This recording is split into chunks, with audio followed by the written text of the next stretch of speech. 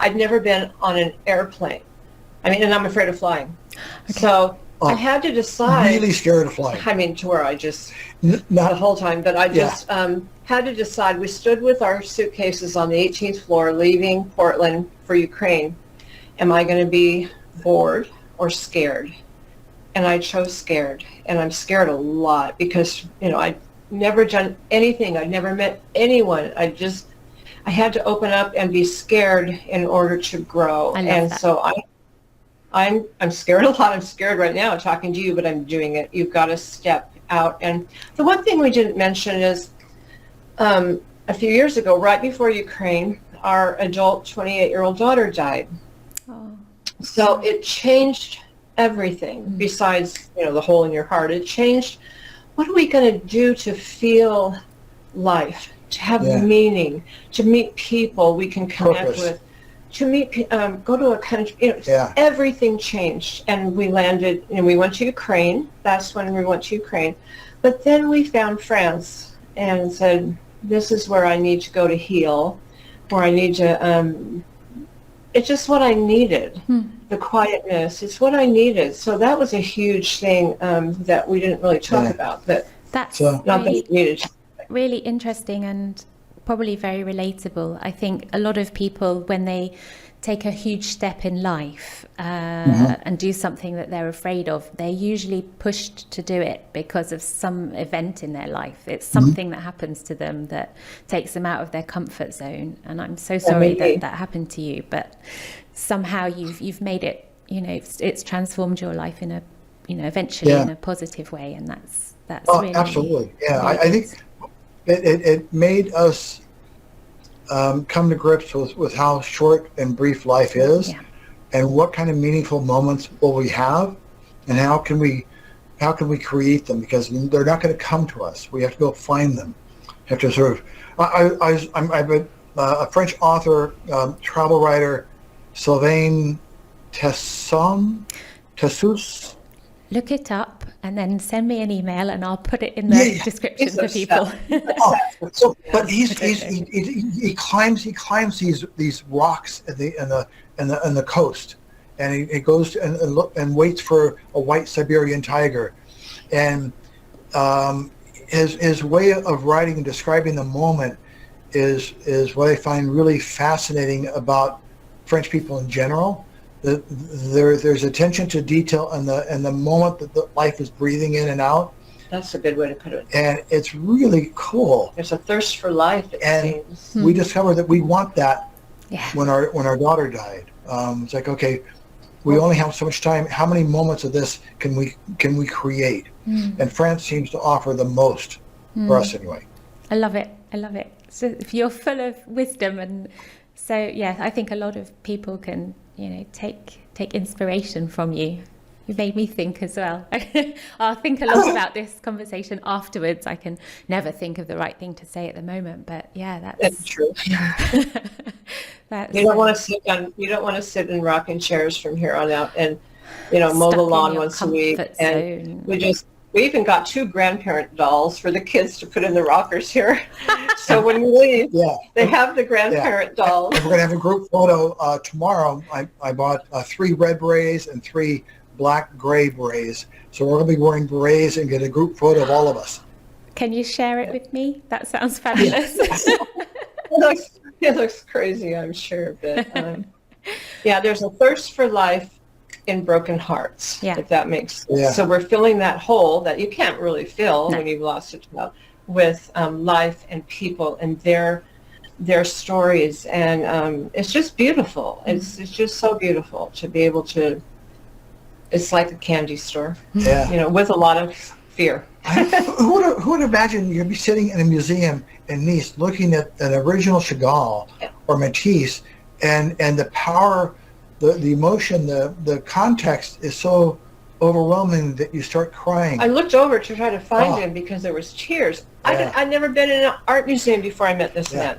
And I looked over at him, and he had tears in different parts of the museum, and he had tears. I'm going to cry thinking about it. I got goosebumps stood on my arms just listening to you. Yesterday I was watching a video of Riv's song, where Victor Hugo's museum is.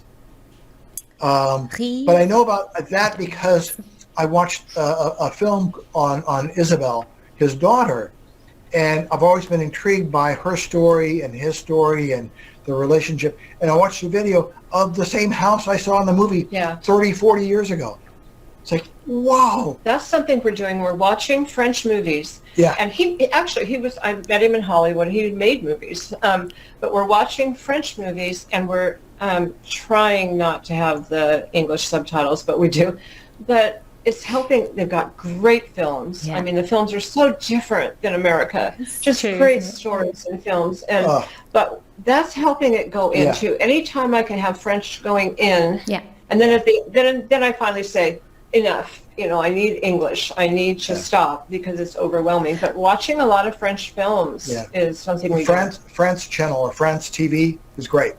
I'm just babbling. I'm sorry. And also I'll ask you France afterwards 24 to in send... English, and also France 24 and French is very good. We watch the French news. It's better. We watch about America on their news because it's better. It's more sane. It's more. It's just not crazy like it is. It's not hyperbolic. Yeah, that's a good. Yeah. There's a weekend channel. It could be on Euronews, but I think it's France 24, where there's a discussion of the issues, a discussion, a dialogue. The French what a love. concept! They love. I know. We're watching a French movie, and it dealt with a Mitterrand had a chapeau, had a hat that made him sort of famous, iconic in a way. And so the storyline was that whoever owned this hat would transform into a different person. So there's this dinner table, and they're all discussing political issues and social issues and personal issues. And the person having the hat had become a different person. He's no longer this capitalistic, industrialist, selfish person. He was philosophical. And it was a great exploration of ideas, and French cinema is like that. Yes, for me, they take their time in the films. I love how they build up so slowly as well. Like it takes a long time for it sort of draws you in. It's not action straight away. Right, it doesn't come from. I even had to learn to watch for a while because it wasn't. I didn't see any murder. It's really artistic, really, isn't it? I always say to my husband, "I'm watching one of your arty films. I love arty films." One thing I love too, I just thought of is. In America, you say, "What do you do for a living?" That's the first thing we ask. Oh yeah, because is that then I true? can figure because out. I can figure out. Are you rich? Figure out what is your status? How much you earn, like the education you've had, and I love that they didn't do that in France or Europe in general. They just thought you were a person and wanted to understand you. Yeah, and I had to stop asking people, "What do you do? What do you do?" Yeah. It's just a neat thing that I wasn't aware of. Yeah, so. A French person would say, what do I do? Well, I like to go for a walk along the riverside, and I like to have my coffee in the morning in a little square. That's what I do. I also go to work. The French work very hard, but it's not the be all and end all, and they don't. That's what we are. People by it. That's what I am. Is what I do for a living. That's what I am, and it's not like that over there. I'm Cindy in France. Yeah, I'm Cindy in France. I'm not what I do. Yeah, so that's completely right. Yeah. Thank you, both of you, for your time. You.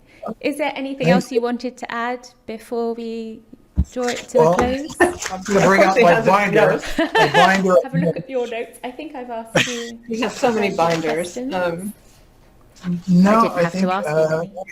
Thank you for the opportunity because thank you. We watch your videos to help us learn, and it helps calm fears. It helps give information. Yeah.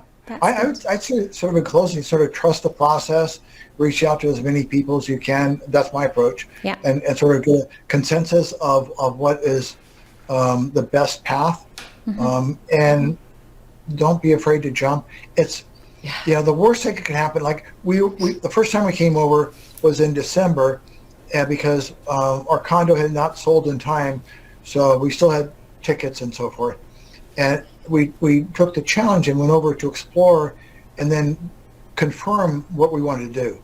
So it's okay to risk and to sort of find out what's going to work for you. What's You're not going to sort it all out at once, are you? And no. things happen. And we watched enough videos you included of people who we kind of trusted, people we liked their opinions and we trusted them. And so that helped a lot to find people that you trust and can learn from them.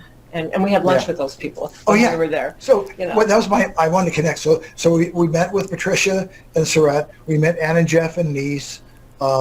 If you come Really? to Caen, you must come. You must. We yes, absolutely must absolutely. come to Absolutely. ours in Normandy. We're just on the very outskirts of Caen.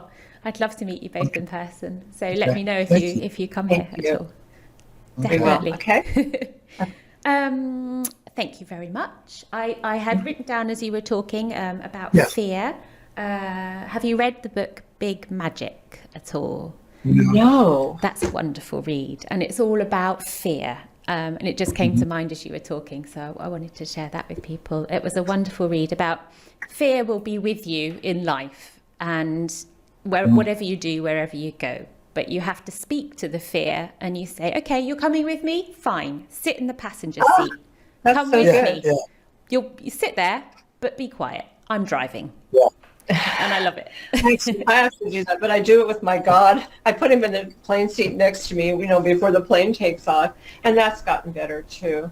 But I came. It's not that I came so far, but I was agoraphobic when I was 28 years old. I couldn't leave my house. I couldn't even go to the mailbox. So I had to do a lot of study, a lot of work, a lot of education on what was happening to me, and this giant dose of negative that had made me agoraphobic. So it's come a long way, and it's more exciting now. Like you said, I love it. I'm going to get Big Magic. It's wonderful. And read that. By Elizabeth. I can't think of her surname, but I'll get it and I'll put it. It'll come up when I Google it.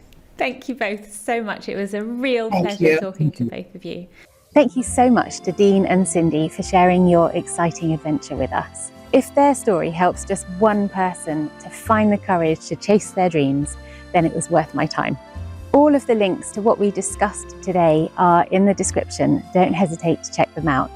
And don't forget to click on that link for your free 15 Essential French Phrases PDF. Also, feel free to share in the comments what pushed you to finally take action and follow your dreams. If you haven't already listened to this podcast, where I speak with Denise, an American having just recently arrived in France, then you'll want to check that out next. Thank you for watching Living Well in France. À bientôt!